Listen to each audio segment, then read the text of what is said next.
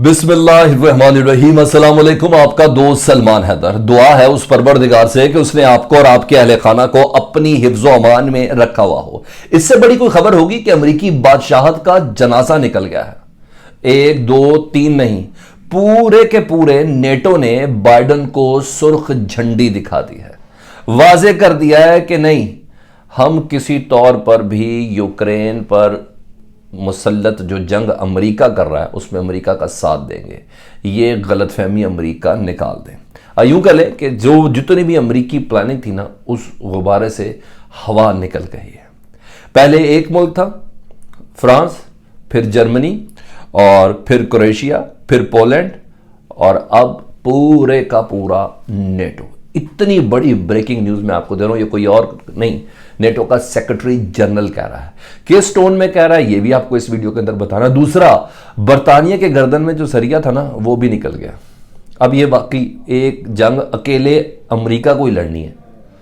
अगर लड़नी है तो नो मोर नेटो, इवन नो मोर बरतानिया। ये तमाम चीज़ें इतनी बड़ी हैपनिंग है कि मुझे कैसे सारी तब्दीली आ गई, रेफरेंसेस क्या है, ये तमाम चीज़ें आपके साथ शेयर करने लगा हूँ।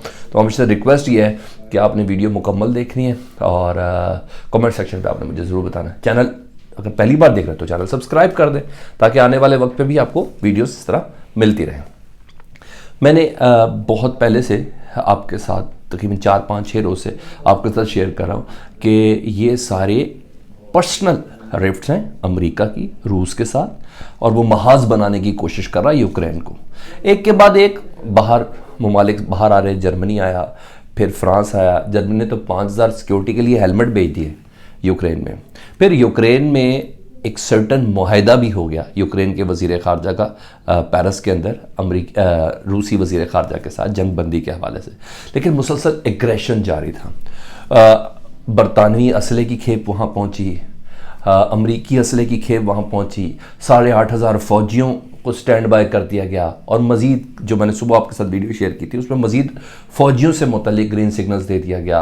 अमेरिका का जो बेस्ट जो बहरी बेड़ा है उसको पानियों पे उतार दिया गया और नेटो के सपोर्ट उसकी सर्विसेज कर दी गई। कल इसी दौरान दूसरी तरफ रूस बेलारूस के अंदर अपनी जो फ्लाइट मूवमेंट्स है, जो फाइटर्स प्लेन्स है, उनकी मूवमेंट दिखाता रहा। ये सब पता चल रहा था कि टेंशन एक बनी हुई है, लेकिन हम एक जगह पे खड़े हुए थे कि नेटो का एक एक मुल्क इसमें से निकलेगा।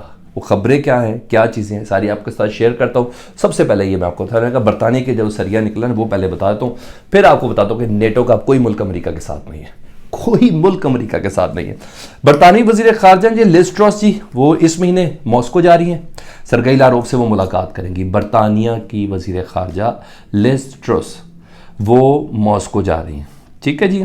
दूसरा, बरतानवी वज़ीर ख़ारजा से मुतल्लिक आपको बता रहा हूँ कि अगले 2 से 3 दिनों में वो बरतानवी वज़ीर आज़म बोरिस जॉनसन वो यूक्रेन जा रहे हैं, यूक्रेन के सदर से मिलने के लिए। हाँ भाई, हम पंप हैं बहुत ज़्यादा रूस से मुतल्लिक लड़ने के लिए। तुम बताओ अपनी सरजमीन दोगे या नहीं दोगे, ठीक है। और साथ आपको ये भी खबर बता दूं कि पुतिन से भी उनकी आने वाले 24 घंटों के अंदर फ़ोन पे बात मुतवक्के है, ठीक है। तो ये सरिया सुरिया निकल गया सारे पूरे। जिन कहते हैं जिस पे तकिया था वही पत्ते जब हवा दे रहे हैं, तो फिर कौन सा स्टांस रह जाता बरतानिया का अमेरिका के साथ रहने का, जब जितना भी यूरोपीय ममालिक है वो सारा बार नेटो मुकम्मल का मुकम्मल बार। उसके बाद बरतानिया की ये तबीयत इधर फ्रेश हो गई। अब आपको वो खबर बताता हूँ जो मेन जिसकी वजह से मैंने कहा हमारी खबरें दुरुस्त हो रही हैं। जो मेरी खबरें दुरुस्त होती है, सारी बात है आपकी खबरें दुरुस्त हो रही है, क्योंकि आप ही की वजह से हम इतनी रिसर्च करते हैं जी। NATO says it won't send troops to Ukraine if Russia invades. अगर रशिया ने यूक्रेन पर हमला कर भी दिया तो नेटो अपने फौजी यूक्रेन में नहीं भेजेगा। ये कोई और नहीं कह रहा, ये NATO secretary general Jens Stoltenberg कह रहे हैं। दोबारा रिपीट कर दूं, अगर रशिया ने यूक्रेन पर हमला कर भी दिया तो नेटो अपने फौजी यूक्रेन में नहीं भेजेगा रशिया से लड़ने के लिए।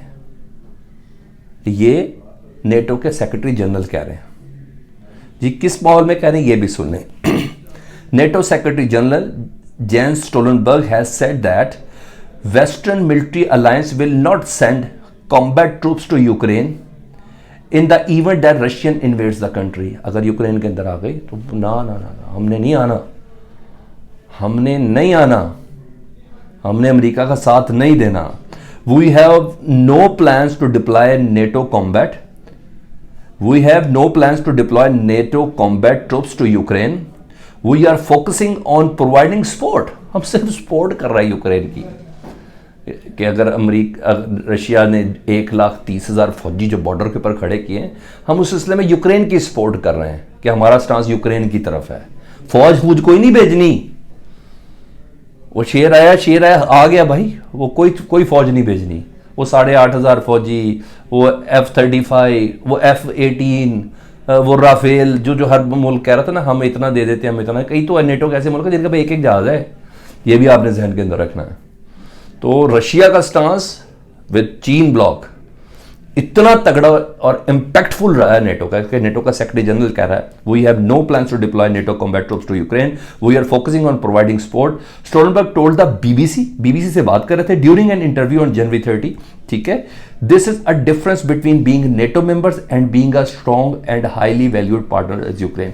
और हमारा जो स्टांस है ना, नेटो के सेक्रेटरी जनरल कह रहे हैं, ये स्टांस बता रहा है कि फर्क क्या है, कि हम नेटो के किसी इत्तेहादी यानी नेटो के किसी मेंबर मुल्क के ऊपर हमला हो तो हम अंदर इंटरवीन करते हैं, हम उसके शाना बशाना खड़ा होकर हमला करते हैं।